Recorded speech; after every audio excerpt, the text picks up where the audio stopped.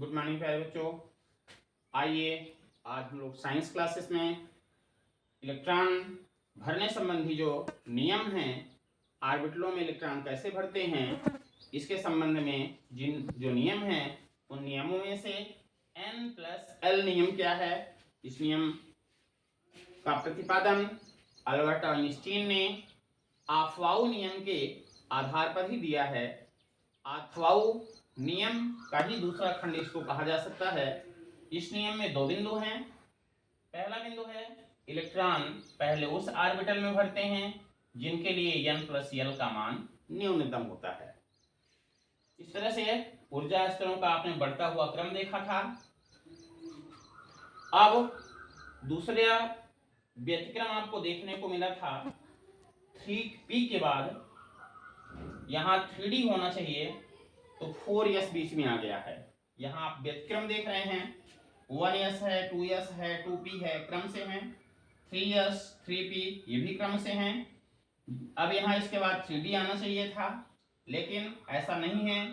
यहाँ 4s आ गया और 3d इसके बाद में आ रहा है। ऐसा क्यों हुआ? ये व्यतिक्रम होने का मूल कारण क्या है, उस कारण को हम लोग समझते हैं। तो आप देख रहे हैं n+l नियम।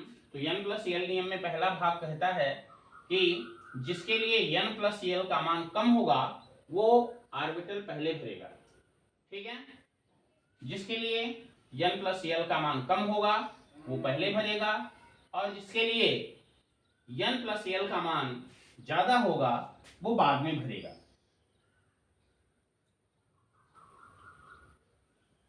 ये स्थिति आप देख रहे हैं, 4s है और ये 3d है।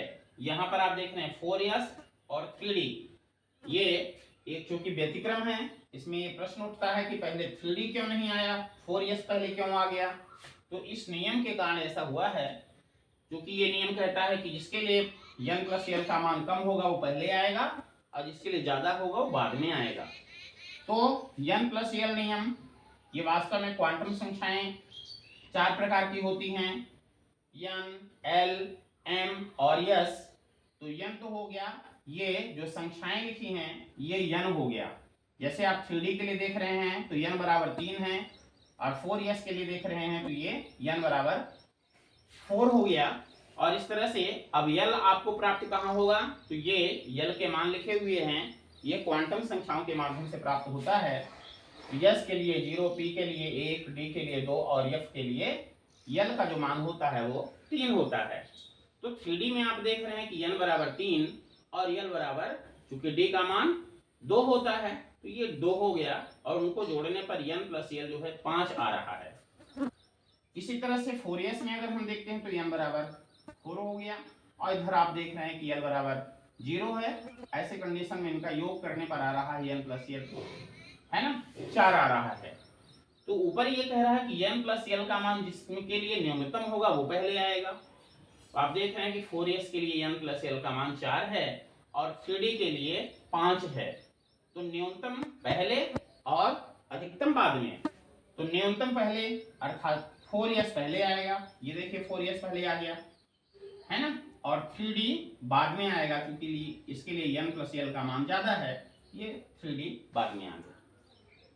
इसी तरह से मान लीजिए अगर n+l दोनों के मान बराबर हो जाएं तब क्या करेंगे। तो ऐसे कंडीशन में कह रहा है कि जब दो ऑर्बिटलों के लिए n+l का मान बराबर हो जाए तो इलेक्ट्रॉन पहले उस ऑर्बिटल में भरते हैं जिनके लिए n का मान न्यूनतम होता है। ऐसे कंडीशन में n+l नहीं देखेंगे, क्या देखेंगे, तो सिर्फ देखेंगे n का मान। यहां आप देखें 3d और 4p, इनमें पहले किसको भरा जाए, 4p को भरा जाए। जैसे 4s आ चुका था तो 4p भरा जाए, या 3d को पहले भरा जाए। तो ऐसे कंडीशन में ये स्थिति बन रही है, यहाँ n का मान 3 है, यहाँ n का मान 4 है, l का मान 2 है और l का मान 1 है। योग करने पर n+l का मान यहाँ 5 आ रहा है, यहाँ भी n+l का मान 5 आ रहा है। अब n+l नियम यहाँ फेल हो गया, n+l के आधार पर यहाँ इलेक्ट्रॉन नहीं भर सकते हैं। तो क्या करेंगे, ऊर्जा स्तरों का बढ़ता हुआ क्रम यहाँ पर काम करता है, जैसा कि अफवाह नियम में बताया गया है कि इलेक्ट्रॉन जो होते हैं परमाणु के अंदर ऊर्जा स्तरों के बढ़ते हुए क्रम में भरते हैं। तो बढ़ता हुआ ऊर्जा स्तर का क्रम देखेंगे, जिसके लिए n का मान कम है वो पहले भरेगा और जिसके लिए n का मान ज्यादा है वो बाद में भरेगा।